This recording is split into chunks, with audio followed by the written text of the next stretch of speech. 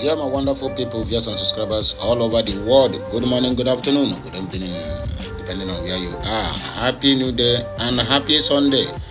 Happy the last Sunday in the month of June in the year of 2024. Do not forget we are moving forward. We don't pass half of the year. Now we are moving into the 7th month of the year.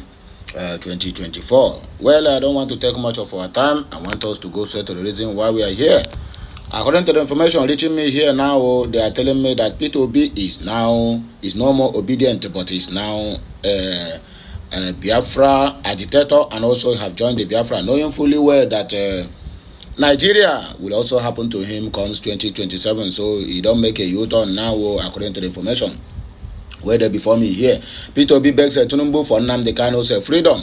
And I know all these people, all these so-called politicians, each time they want to make a U-turn, they will come indirectly. They will not come directly. So I hope his coming back will be for the benefit of the Biafrans and also for the benefit of his own state, Anambra, so that they won't allow APC to conquer that area.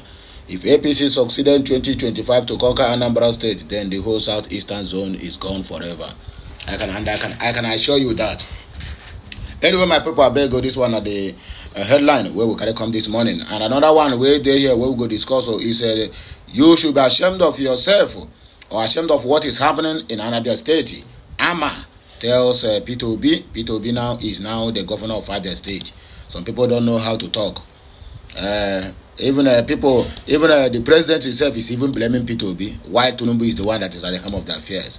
Anyway, everything we are going to discuss today is all about IPOB, Abia State, and the rest of other issues concerning the Biafran struggle. 2 officers killed as gunmen attack police checkpoint in Abia.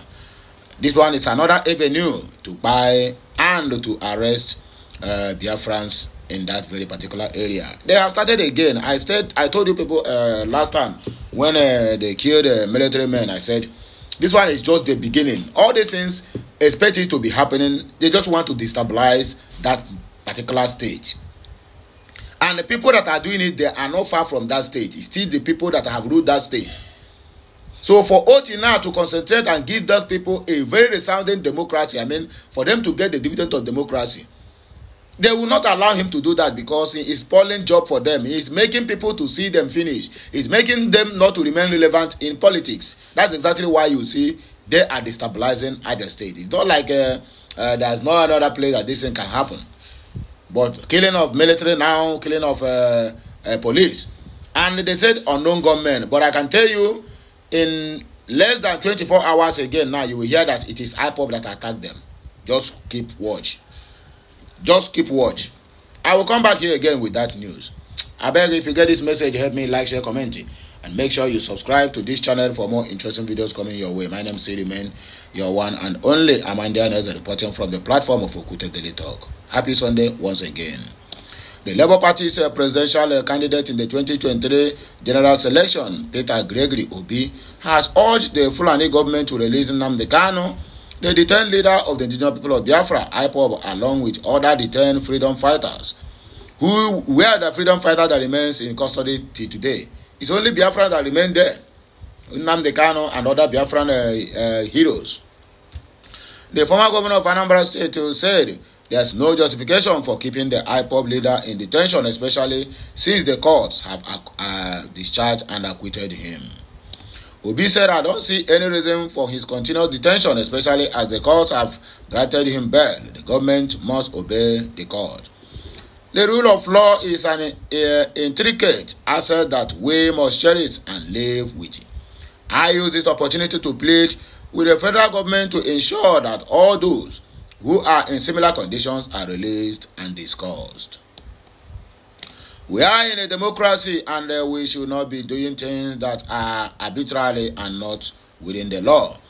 During a press briefing in Onitsha on Saturday, Obi called on Bola Ahmed Tinubu's government to intensify its effort in addressing the rising insecurity, warning that failure to do so could lead the country towards becoming a failed state.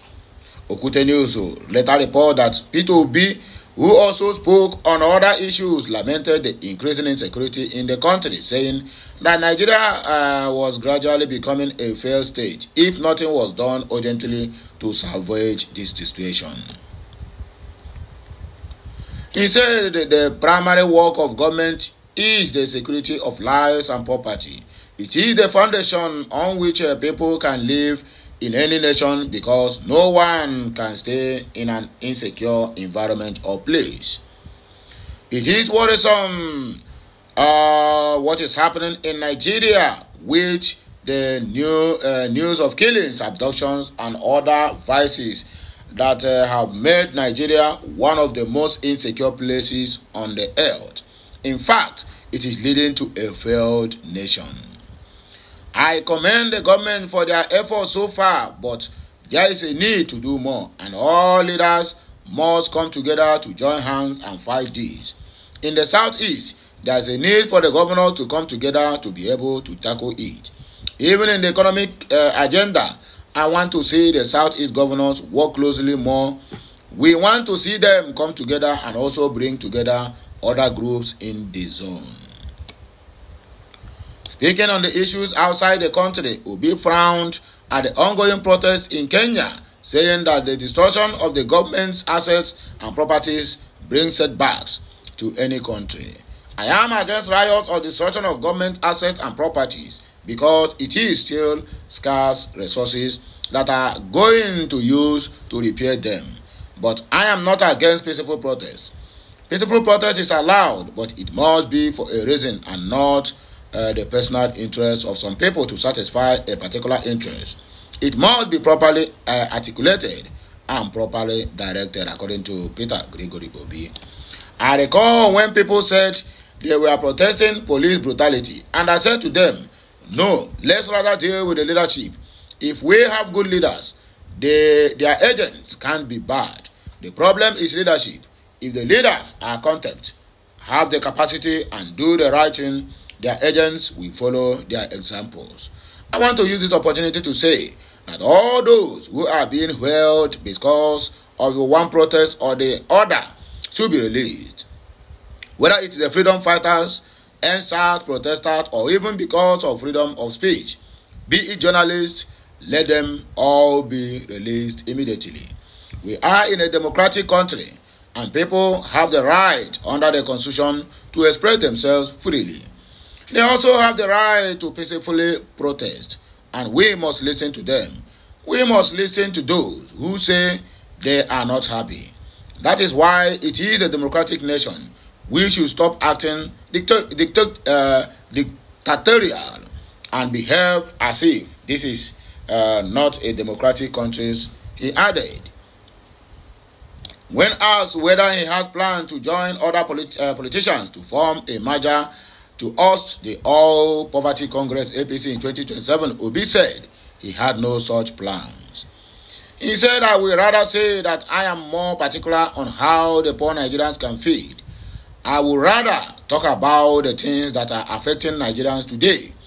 We politicians are preoccupied with elections, and that is not what I am after. I am talking about how we reduce the price of foods in the market. Our people are dying of hunger. How do we make life more conducive for the poor Nigerians? How do we make our people earn more money? How do we put people out of poverty? That should be our concern, and not forming a major party for 2027. But if forming a major party is to be able to provide all these things I have illustrated, then I am all for it. But if it is for the state capture, so that politicians can take power and continue with the consumption that we are seeing today, I will say no. But if it is to move the country to production, then count me in, according to Peter Gregory Obi. You should be ashamed of what is happening in Abia State. Ama tells Peter Obi. Peter Obi now is governor of Abia State. The vice chairman of the People's Democratic Party in Abia State, Abraham Ama, has condemned the Labour Party's led government, particularly its handling of public servants and infrastructural projects. Expressing deep concern over the situation, Ama said that the Labour Party presidential candidate in the 2023 general election, P2B, should be ashamed. PDP have been there for the past 24 years. They are not ashamed to come to these politicians. I never see who don't have shame than these politicians. The PDP chieftain informed over the government decision to relieve the permanent secretaries in the state of their duties without a public inquiry. Last year, a circular dated August 30, 2023 and signed on August 31st by the state head of a service, Joy Madoka Reid, following the ongoing reorganization in Abia State Public Service and in line with the provisions of the Abia State Public Service Rules NOS 02801 and 02803. I write to inform you that His Excellency the Executive Governor of Abia State has directed the disengagement of all staff employed into the Abia State Public Service from January 2023 to date. However, speaking with the Punch newspaper, Amma said, "I am profoundly ashamed of what is happening in Abia State. If Abia State is a miniature of the governor's P2B promises for Nigeria, then it spells total failure."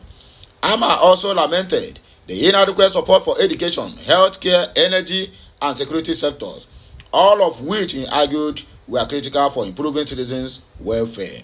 He said this is a government that came on board and suspended all the permanent secretaries, suspended everybody. 1 year later, they sacked them without any public inquiry or anything, without giving anything to the public. So what is the basis? Why do you think that tomorrow those 15,000 workers who lost their jobs will want to vote for the Labour Party? Even P2B should be ashamed of what is happening in Abia State. It is very embarrassing. I'm very ashamed of what is happening in Abia State, because if Abia State is a sample of the kind of government people expect P2B to bring in Nigeria, then they are a total failure. So what is good about the government? This is the government that has already sacked about 15,000 workers under the guise that they did not merit their jobs. They have done nothing to create jobs. They do nothing to support and improve businesses and standard of living of the people, to improve education sector, health sector, energy security, and care for the vulnerable Abians, according to PDP, who are in power for over 24 years. Just 1 year, Labour Party was in power. Now they have started to complain. That's why I said politicians have no shame. I wonder the kind of practice, I wonder the kind of heart that these people have. Shame have already flung a loot from their agenda. 2 officers were killed as government attacked police checkpoint in Abia State. 2 officers of the Nigerian police force had reportedly murdered on Friday night when a group of dangerous criminals attacked a police checkpoint at the well-known Opobo Junction near the Aba Ekote-Ekpene Expressway in Abia State. Another officer reportedly sustained some injuries from the attack, which unsettled residents of the area. It was reported that the police was stationed at the junction for their regular evening patrol before the assailants attacked them. A witness described how the attackers, who were armed and dangerous, arrived in a Sienna SUV. He explained that just a few minutes into the police officers' regular night shift, multiple police squads arrived in the area as people began to evacuate the scene.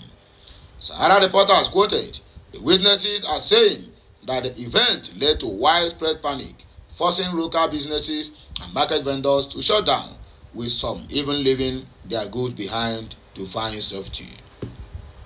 The latest attack on security officials is coming a month after gunmen attacked a military checkpoint at Obikabia Junction in Aba, Abia State.